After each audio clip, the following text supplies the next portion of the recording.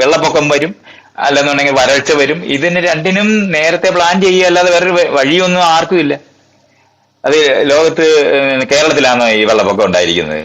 ആ സമയം വെള്ളപ്പൊക്കത്തിന് ഈ ഇവിടെ ഉള്ളവരാരെങ്കിലും ഉത്തരം പറയുന്നുണ്ടോ? മണ്ണ് വരാത്തോണ്ടാണോ? എന്തൊരു അസംബന്ധം ഈ പറയുന്നതിനൊക്കെ ഒരു മര്യാദ വേണ്ടേ? ആ ചൈന മുഴുവനും മുങ്ങിയില്ലേ?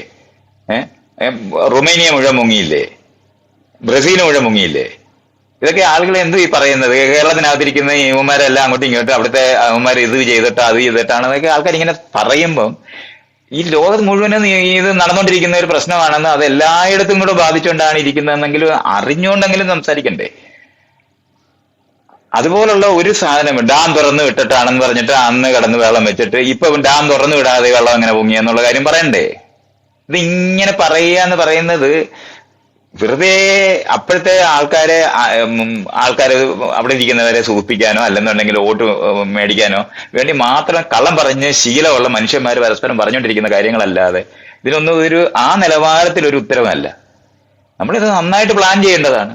പലതരത്തിലുള്ള ഇത് ചെയ്താൽ ഇതിനെല്ലാം ശേഷവും നമ്മുടെ എല്ലാ പ്ലാനിങ്ങിന് ശേഷവും വലിയ മഴക്കാലം ഇത് വരും, വരൾച്ച വരും, ഇതെല്ലാം വരും.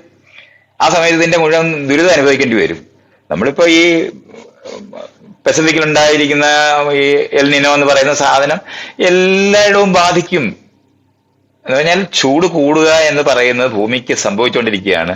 അത് 1.5 ഡിഗ്രി സെന്റിഗ്രേഡ് കഴിഞ്ഞ 100 വർഷം കൊണ്ട് ഉണ്ടായിട്ടുണ്ട്. അത്രയും വരുമ്പോഴത്തേന് അതിനു വേണ്ടി ആവി മേപ്പോട്ടുണ്ടായി വലിയ മഴ പെയ്യും.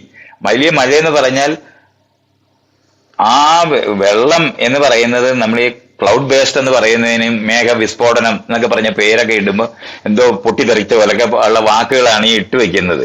ഇതൊന്നും ഇല്ല, ഇത്ര മില്ലിമീറ്റർ മഴ കൂടുതലാണ് എന്ന് പറയുന്നതാണ് ഈ വിസ്ഫോടനം. അങ്ങനത്തെ ഒരു മനസ്സിലാക്കൽ ആവശ്യമാണ്. നമ്മൾ ഈ പറയുന്ന നമ്മൾ ക്ലൈമറ്റ് മാറുന്നുണ്ട്, ആ മാറ്റത്തിന് മനുഷ്യൻ അതിനകത്ത് ആക്കം കൂട്ടിയിട്ടുണ്ട്. ലോകത്ത് മാറ്റം എന്ന് പറയുന്നത് മനുഷ്യരുണ്ടാക്കുന്നതല്ല, പക്ഷെ അതിന് ആക്കം കൂട്ടാൻ മനുഷ്യർക്ക് കഴിയുന്നുണ്ട്. മനുഷ്യർ അത് ചെയ്തിട്ടുമുണ്ട്. ഇനി അത് നമ്മളെല്ലാവരും കൂടി ഇനിയും കാർ വേണ്ട എന്നൊക്കെ തീരുമാനിക്കാൻ ഒക്കത്തില്ല. നമ്മൾ ഈ പെട്രോൾ ഉപയോഗിക്കുന്നിടത്തുനിന്ന് നമുക്ക് ഇലക്ട്രിസിറ്റിയിലേക്ക് മാറാം.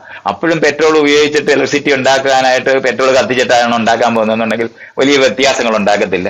ഇതൊക്കെ നമ്മൾ അറിയണം.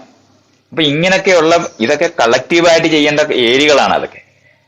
അതേസമയം നമ്മുടെ നാട്ടിലോട്ട് വന്നു കഴിഞ്ഞാൽ ഈ ഓരോ പഞ്ചായത്തിനകത്തും ഈ പറയുന്ന ഒറ്റയടിക്ക് വെള്ളപ്പൊക്കം വന്നാൽ അന്ന് തന്നെ വീടിടിഞ്ഞു പോയി, അന്ന് തന്നെ മുങ്ങിച്ചത്ത് പോകുന്നിടത്ത് എത്തിച്ചേരാതിരിക്കാൻ വേണ്ടി ചെയ്യേണ്ട കാര്യങ്ങളാണ് നമ്മൾ ചെയ്യേണ്ടത്.